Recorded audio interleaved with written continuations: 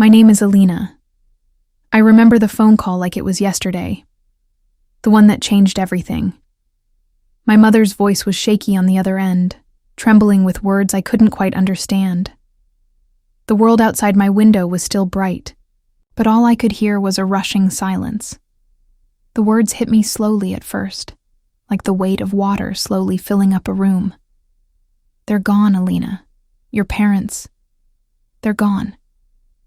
It wasn't real. It couldn't be. I waited for someone to laugh, to tell me it was a prank or some sick joke, but it wasn't. I could hear her crying, and then I understood. The rest of the world kept moving, as if nothing had changed.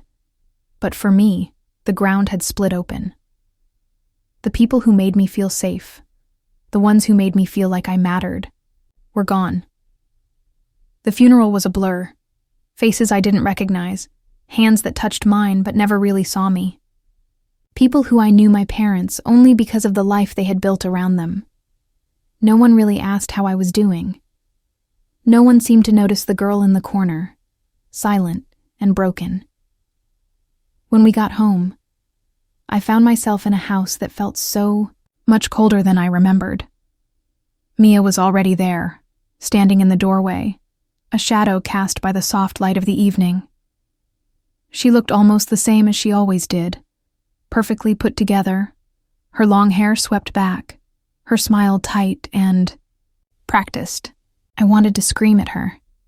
I wanted to ask her how she could stand there with that look on her face, as if nothing had happened. But I didn't. I just nodded. And so began my life with Mia, the life that felt nothing like a home. Living with Mia felt like living under a glass dome. Everything looked perfect from the outside, but inside, I was suffocating. She ran the house like it was hers, and I was just a guest, a visitor in my own home. The rules were hers to make, and I had no say in any of it. I didn't even know where I stood anymore. It started small, little things, like the way she'd choose my clothes for me, make sure my shoes were the right brand, and if they weren't, I'd hear about it. "You don't want to embarrass me," she'd say with that patronizing smile. I learned to keep my mouth shut. I didn't have the energy to fight. Food was the next thing. Mia would make her gourmet meals, each bite a reminder of how little I mattered. While she sat at the table with her friends, laughing and talking about the latest trends, I'd be in the kitchen, eating whatever leftovers she deemed acceptable. She'd barely glance my way, but her eyes were always watching, always judging. It wasn't about the food. It was about control. It always was. She'd call me lazy if I ever asked for anything, even a simple favor, like a ride to the store. She was always so busy, always so important. And I was just there. I wasn't her sister. I was an afterthought. I could feel it in the way she ignored me, the way she made decisions about my life without asking, without a second thought. And then there was the worst of it, the silence. The way the house would go quiet whenever Mia entered a room. The tension was so thick you could cut it with a knife. I'd retreat to my room, and I'd hear her laughter echoing down the hall. But it wasn't for me. Never for me. I started to disappear. And Mia? She thrived in the emptiness. The day of my 18th birthday came like any other. The sun rose, the world kept turning, but there was nothing special about it. Not for me. Mia had planned a party, but it wasn't for me.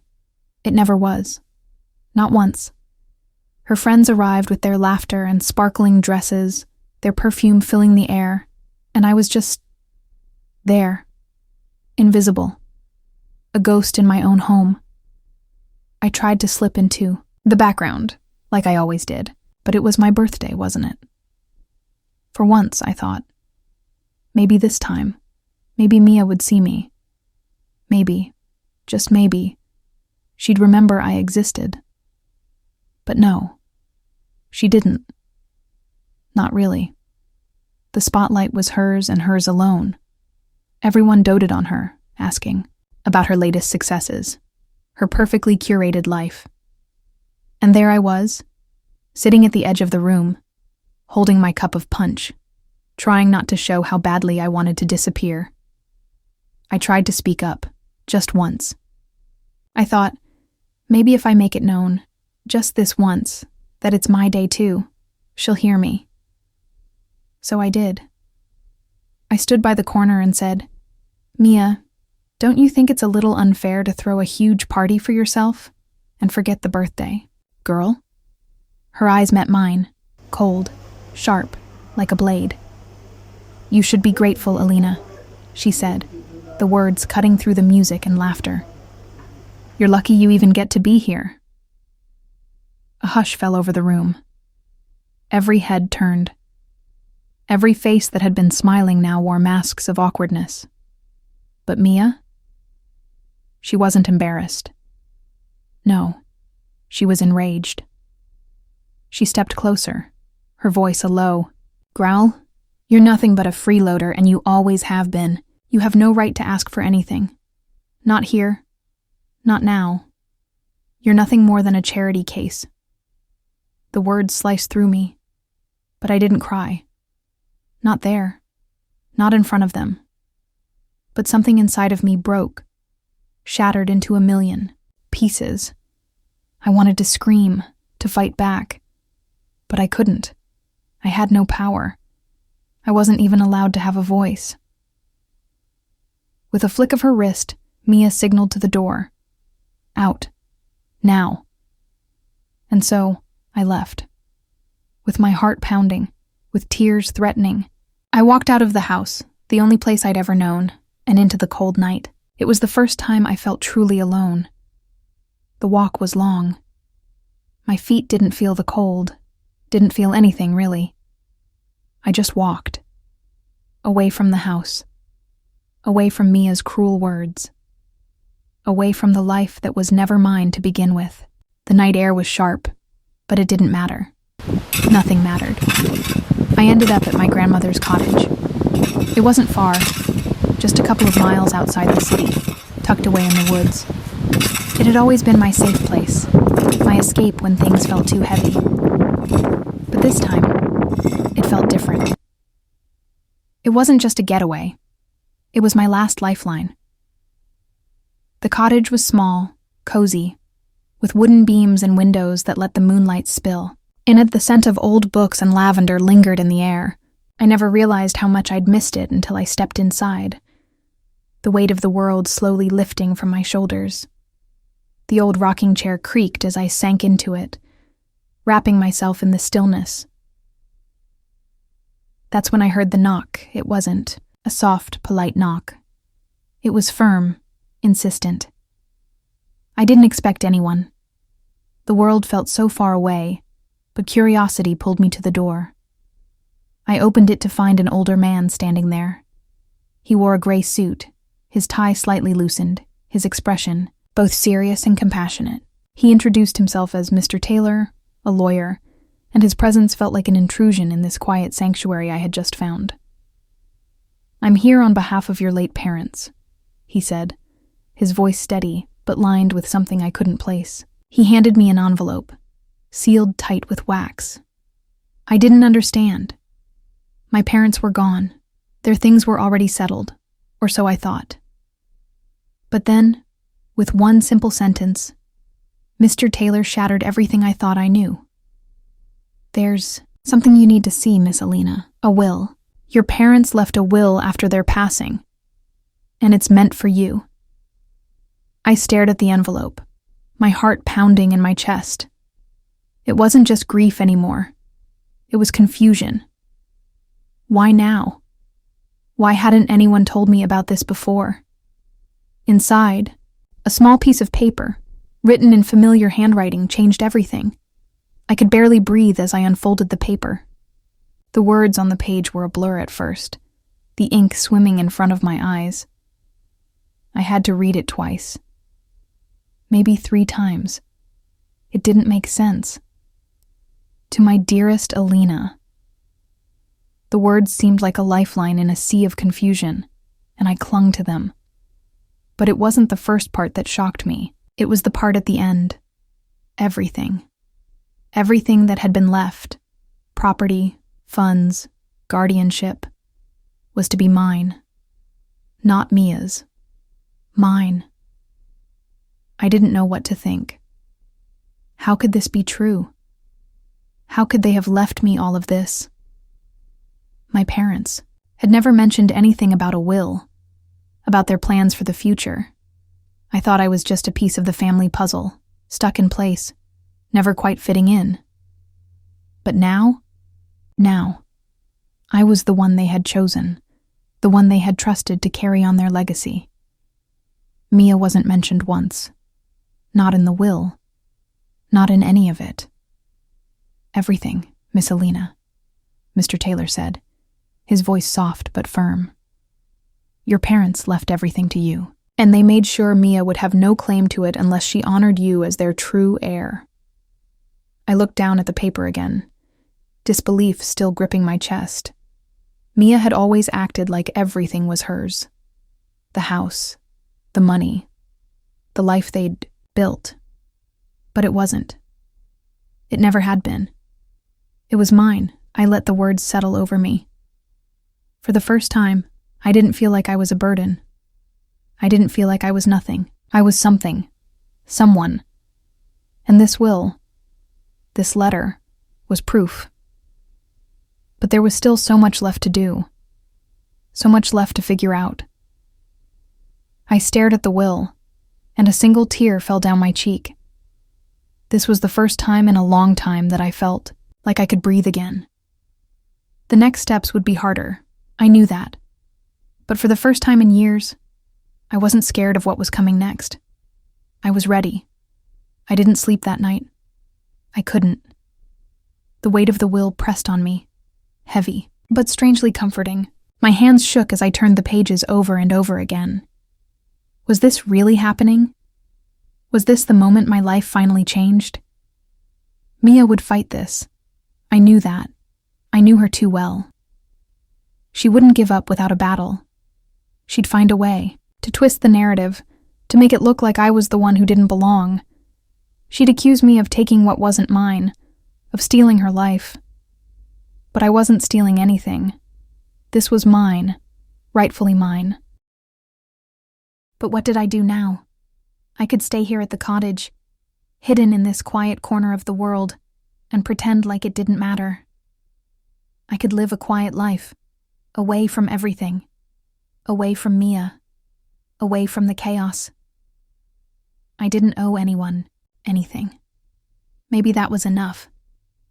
But then there was the other part of me, the part that wasn't content to fade into the shadows anymore, the part that had been broken and beaten down for too long, the part that finally saw a chance to reclaim what was taken from me, a chance to stand up to say, "This is mine, and you can't take it away."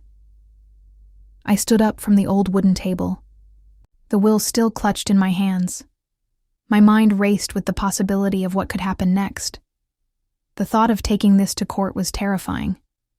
The thought of facing Mia, of having to confront her, of hearing her lies and manipulations, it made my stomach turn, but I couldn't ignore it anymore. I couldn't pretend it wasn't happening. I had spent too many years being quiet, too many years hiding away. The pain, the humiliation, it had been enough. It had to stop. I looked at the lawyer, Mr. Taylor, who had been quietly watching me all this time. He hadn't pushed. He hadn't said a word about what I should do. He had just let me think. "Take it to court," he said softly. "It's the only way to make sure Mia can't take what's rightfully yours." I nodded. It was time. Time to stop running. Time to stop hiding. Time to fight. The courtroom was colder than I'd imagined. The air was thick with tension, the kind you can almost taste. I had only been inside one other courtroom years ago, when my parents were still here. But this felt different. This wasn't about a family dispute or a simple disagreement. This was real. This was my future. I had no idea what to expect, but I knew one thing. Mia would fight dirty. She always did. As soon as she walked in, a cold wave of unease washed over me. Mia had that look on her face, the one that said everything was under control, that she had this whole thing figured out. She was wearing one of her expensive suits, her hair perfectly styled, her makeup flawless. She looked every inch the part, the successful, composed woman who had everything together. And me? I was just me. A girl in a simple dress, no designer shoes or perfect hair. I wasn't supposed to be here. I wasn't supposed to have any say in this. But I did. The judge called. The room to order, and the air went even colder. Mia's lawyer was the first to speak. He was smooth, his voice like polished stone, trying to make me look small, trying to discredit everything. He painted me as someone who didn't belong, someone who had no claim to anything. He tried to twist the narrative, the same way Mia always had, making me out to be the outsider, the charity case. But I wouldn't let him. I couldn't. When it was my turn, I stood up slowly, feeling the weight of all those years of silence in my bones. But when I spoke, my voice didn't shake. It was quiet, steady, more confident than I felt. I'm not here to take something that isn't mine, I said, my voice clear. This is my inheritance, my parents' legacy. I don't want anything that isn't rightfully mine. But I will fight for what's mine. I will fight for what they left me. Mia's face went pale. The smile she always wore, cold and calculated, faltered. For a split second. That was all it took. The words hung in the air. My words. My truth. And in that moment, I knew something had shifted. I could see the cracks in Mia's perfect facade. The cracks were growing, wider and wider. The cracks in Mia's armor began to widen, slowly at first, but then more rapidly as the days went on. In the courtroom, she had tried to keep up the charade, holding her head high, her gaze sharp, her words like daggers. But beneath the surface, I could see it. The anger, the fear, the desperation. Her lies, the ones she had so carefully woven over the years, began to unravel. Each piece of testimony, each small slip-up from her side, chipped away at her perfect narrative. I could feel the tide shifting. It wasn't just about the inheritance anymore. It was about something deeper, something more personal. She wasn't just losing control of property. She was losing control of the story she had crafted, the one where she was the perfect sister, the one who had everything and everyone under her thumb. The first sign of her unraveling came when Mia's own lawyer stumbled on the details. He had spoken so confidently before, but now his voice wavered. We're not sure, Your Honor, of the exact contents of the original will, but it was our understanding that— Your understanding? The judge interrupted, eyes narrowing. You're telling me that you didn't know the terms of the will? That's a little too convenient. Mia shot him a look that could freeze anyone in their tracks. But it didn't work. Her supporters, the friends she had relied on for so long, were beginning to look uncomfortable. A few exchanged glances, whispered to one another in hushed voices. I couldn't help but watch the subtle shift. Mia's world was starting to tilt. The people who had once applauded her perfection were now pulling away, slowly but surely. Her own lies were eating her alive. The next moment felt like the calm before a storm. Mia tried to regain control, her voice cold, her eyes hard. This isn't just about money, Alina. You don't know what you're doing. You never have. I stood tall, meeting her gaze with a quiet strength I didn't know I had before. You're right. I never knew what I was doing. I just wanted to be part of the family. But you never let me. You never let me belong. There was no turning back now. The courtroom was on edge. Mia was cracking, and I was starting to believe that maybe, just maybe, this wasn't a fight I was going to lose. The day of the verdict felt like an eternity stretched into one moment. I sat in the courtroom, my hands folded tightly in my lap, my heart pounding like a drum. Mia, sitting across from me, looked calm, but I could see it. Her eyes were wild with fear, her fingers tapping nervously on the arm of her chair. The woman who had once controlled everything now looked as though she was losing her grip, bit by bit. The judge had listened patiently through all the evidence, through all the testimony. Mia's lawyer had tried to argue, tried to twist the facts to suit her story. But the truth had come out, piece by piece, slowly but surely. Mia's perfect facade had cracked wide open, and all her lies had fallen to the floor, useless. When the judge spoke, it was like time stopped. After reviewing all the evidence presented, the judge began, his voice steady. And considering the terms of the will signed by the late Mr. and Mrs. Langley, it is clear that the assets and guardianship were intended for Miss Alina Langley, not Miss Mia Langley. The words hung in the air, a soft weight pressing down on my chest. My heart raced in my ears. The courtroom was silent, too silent. I could hear the blood rushing in my veins. It felt unreal. Mia's face went pale, her jaw clenched. I could see her trying to force a smile, trying to maintain that control she had always prided herself on. But it was gone.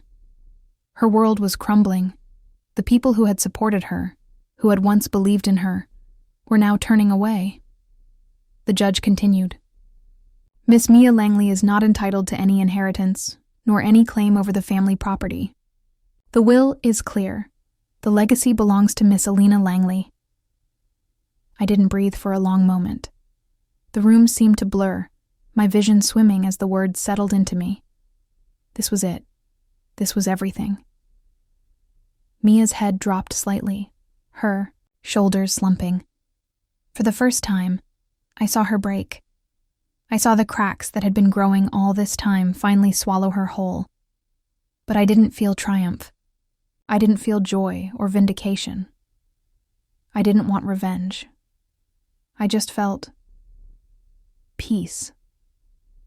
A quiet kind of peace. I stood up, the weight of the moment settling around me. The legacy wasn't just about the property, the money, or the house. It was about me, about whom I was, who I had always been, and who I had the power to become. This wasn't just about what Mia had taken from me. It was about reclaiming myself. The courtroom was still, as if holding its breath, waiting for something to happen. Mia sat there, her hands clenched, her eyes hollow, her expression unreadable. But I couldn't focus on her anymore. I couldn't give her that power. Not anymore. I walked out of the courtroom with my head held high. For the first time in years, I wasn't afraid. For the first time in a long time, I felt like I belonged to myself, not to anyone else's narrative. The heavy burden of Mia's cruelty had lifted, and I felt like I could finally breathe again. Outside the courthouse, the sun was shining, the world still turning, and it all seemed so much brighter than it had the day before. I could almost hear the wind whispering my name, like a soft invitation to step into the life I had always deserved. I didn't care about the house. I didn't care about the money. What mattered now was the freedom to live without being controlled, without being silenced. The inheritance wasn't about the things Mia had taken from me. It was about who I was. It was about me taking my place in this world, owning the story of my life. When I returned to the house, the one that had never felt like home, I wasn't there to rub my victory in Mia's face. I wasn't there to gloat. I wasn't even there to make her see that she was wrong. I was there to reclaim what had always been mine, the legacy of my parents, the family I had lost, and the quiet dignity I had fought so hard to find. Mia was gone by then. She'd packed up her things in the dead of night, slipping away like the ghost she had always been. I didn't know where she went, and honestly, I didn't care. I didn't need her anymore. I stood in the center of the house that now belonged to me, the house that had always been my family's.